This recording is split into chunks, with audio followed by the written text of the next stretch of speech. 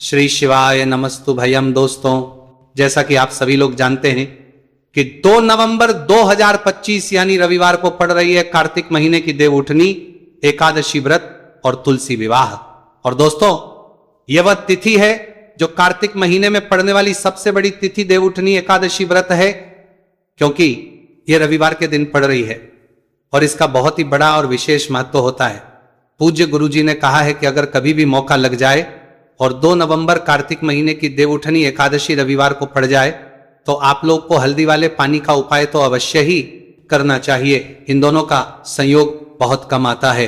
और इसी के साथ में गुरुजी ने अपनी शिव पुराण कथा में बताया है कि इस दिन आपको हल्दी वाले पानी का उपाय तो आपको अवश्य ही करना चाहिए, क्योंकि ऐसा दिन पूरे साल में सिर्फ एक ही बार आता है। और दोस्तों, आप सभी लोग जानते हो कि 2 नवंबर रविवार एकादशी का अगर सबसे बड़ा कोई उपाय है तो हल्दी वाले पानी का उपाय है। तो दोस्तों, इस रविवार के दिन आप लोगों को हल्दी वाले पानी का उपाय को जरूर करना है। बहुत सारे लोग होंगे जिन लोगों ने इस उपाय को ना किया हो, मतलब पूरा साल निकल गया, उन्होंने किसी भी दिन इस हल्दी वाले पानी का उपाय को ना किया हो।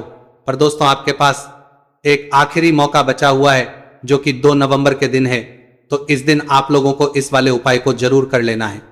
भले ही आपने पूरे महीने भर इस उपाय को ना किया हो, पर अगर आपने इस कार्तिक महीने के 2 नवंबर रविवार एकादशी के दिन अगर इस वाले उपाय को कर लिया तो इस उपाय को करने का वह फल मिलेगा जिसकी आपने कभी कल्पना भी नहीं करी होगी।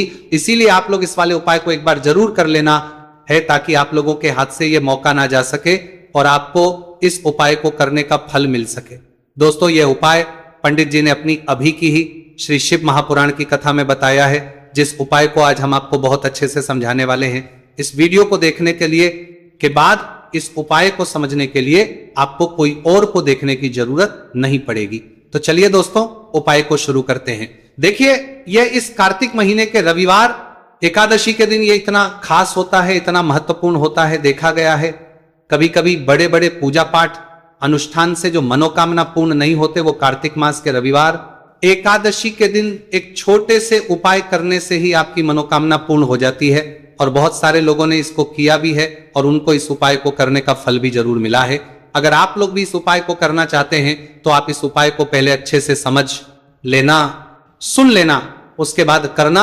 आपको इस उपाय का फल जरूर मिलेगा और इस उपाय को कर लेने से आपके घर में चाहे किसी भी प्रकार की दुहक और समस्या क्यों ना चल रही हो, आपको उसका कारण भी नहीं पता है कि भाई ये समस्या किस कारण से चल रही है, उसका कुछ भी कारण हो सकता है, जैसे पितृदोष हो सकता है या किसी भी तरह का मंगल दोष भी हो सकता है। तो इस दिन आप लोगों को यह वाला उपाय कर लेना है। यह एक ऐसा उपाय है जिस उपाय को अगर किसी विशेष दिन पर किया जाए तो भाई उस विशेष दिन का जो है वह तो हमें मिलता ही मिलता है, पर हमने उस दिन पर इस उपाय को किया है तो हमें उससे भी बड़ा फल मिलता है, और फल बहुत जल्दी मिलता है, क्योंकि आप इस उपाय को बहुत ही बड़े और विशेष दिन पर कर रहे हो। तो चलिए आपके बारे में बात करते हैं, लेकिन उससे पहले आप लोगों को यह जानना आवश्यक है कि आखिर यह उपाय किस समय करना है, किसको करना है और कैसे करना है। तो चलिए हम आगे आपको वीडियो में एक एक करके बता देते हैं।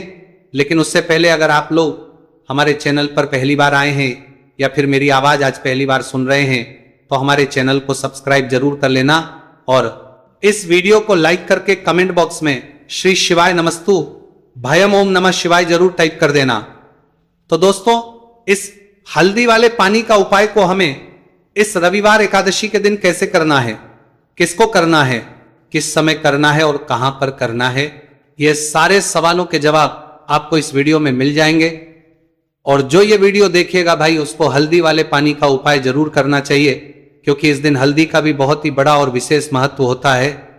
और जब बात आ जाए हल्दी वाले पानी की तो ये सोने पर सुहागा वाली हो जाती है और ये एक बहुत ही बड़ा उपाय हो जाता है इस 2 नवंबर रविवार एकादशी का। तो अब दोस्तों, इस हल्दी वाले पानी का उपाय को आखिर करना किसको है, सबसे पहले हम लोग वो बात जान लेते हैं। तो देखो, घर की जो बड़ी माताएं बहनें होती हैं, उन माताओं बहनों में से कोई भी एक बड़ी माता बहन इस वाले उपाय को कर सकती है। और दोस्तों, अगर आप चाहें तो अपने घर में से सभी सदस्यों को भी इस उपाय को करवा सकते हैं। अगर किसी व्यक्ति की खुद की कोई मनोकामना है, खुद की कोई दुख और परेशानी है जो कि वह अपने लिए ही करना चाहता है इस वाले उपाय को, तो वह खुद अपने लिए भी कर सकता है। बाकी अगर कोई घर में से ऐसा है जो कि अपने पूरे घर परिवार की सुख और शांति के लिए ये वाला उपाय करना चाहता है तो भाई वो भी कर सकता है, उसमें भी कोई दिक्कत वाली बात नहीं है। कहने का मतलब यह है कि इस उपाय को हर एक सदस्य भी कर सकता है और पूरे घर परिवार के सदस्य के लिए घर की बड़ी माताओं बहनों में से कोई एक मां भी कर सकती है। माताएं बहनें अगर घर में उपस्थित ना हो या वो ये वाला उपाय ना कर पा रही हो तो फिर घर का कोई बड़ा सदस्य भी इस हल्दी वाले पानी का उपाय को कर सकता है, चाहे फिर वो पुरुष ही क्यों ना हो, उसमें कोई भी दिक्कत वाली बात नहीं है। अब दोस्तों जो अगला प्रश्न निकल कर आता है वह यह आता है इस उपाय को लेकर के, आखिर इस उपाय को हमें किस समय करना है, सुबह के समय करना है कि शाम के समय करना है। तो देखो इस वाले उपाय को आप लोग सुबह के समय भी कर सकते हो और शाम के समय प्रदोष काल में भी कर सकते हो।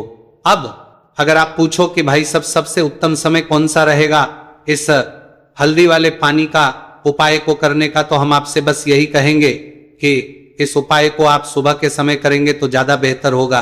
बाकी अगर प्रदोष काल शाम के समय भी करेंगे तो भी अच्छा होगा, उसमें कोई भी दिक्कत वाली बात नहीं है। तो अब दोस्तों जो अगली सबसे बड़ी और महत्वपूर्ण बात आती है वो ये आती है कि अगर हम उपाय को करेंगे तो हमें कितने बजे से लेकर कितने बजे तक के बीच में करना है, और शाम के समय प्रदोष काल में करेंगे तो हमें कितने बजे से लेकर कितने बजे के बीच में करना है। तो देखो सुबह जितनी जल्दी हो सके आप उपाय को करने की कोशिश करना, बाकी अगर किसी कारणवश लेट भी हो जाओ, थोड़ी देर भी हो जाए तो 10 या 11 बजे तक भी आप उपाय कर लेना, पर 12 बजे से ज्यादा देरी ना हो, ठीक है, इस बात का ध्यान रखना। उसके बाद में दोस्तों अगर शाम के प्रदोष काल की बात करें, प्रदोष काल का जो समय है होता है वो शाम के 6 बजे से शुरू हो जाता है। मतलब शाम के 6 बजे से लेकर 7 बजे के बीच का जो समय होता है यह समय प्रदोष काल का समय होता है।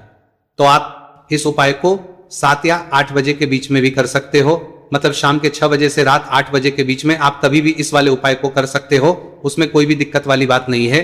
तो कार्तिक मास के शुक्ल पक्ष की एकादशी को देवउठनी एकादशी का पर्व मनाया जाता है और इस बार यानी साल 2025 में देवउठनी एकादशी पर 3 दुर्लभ संयोग एक साथ बन रहे हैं।